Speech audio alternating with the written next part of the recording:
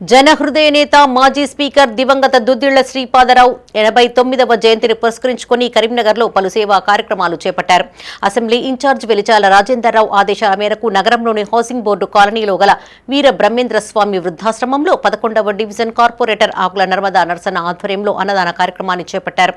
కరీంనగర్ జిల్లా అభివృద్ధిలో శ్రీపాదరావు పాత్ర కీలకమని ఆకుల నర్మదా నరసన్న అన్నారు. ఆయన బాటలో నడుస్తూ ఆయన తనేడు శ్రీధర్ బాబు రాష్ట్రాన్ని ఐటీ రంగంలో అభివృద్ధి పథంలో నిలుపుతున్నారని కొనియాడారు. ఈ కార్యక్రమానికి కార్పొరేటర్లు, కాంగ్రెస్ పార్టీ నాయకులు, శ్రీపాదరావు అభిమానులు, డివిజన్ ప్రజలు పెద్ద సంఖ్యలో పాల్గొన్నారు.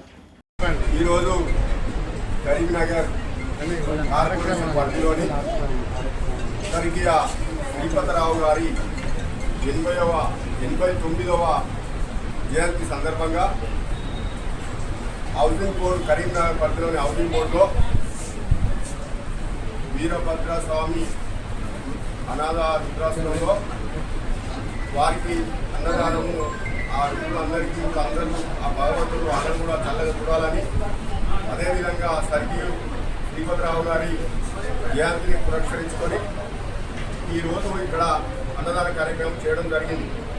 శ్రీపతిరావు అంటే 1983లో తెలుగుదేశం పార్టీ పెద్ద ప్రపంచం పైన మొట్టమొదటిసారిగా గెలిచిన వ్యక్తి.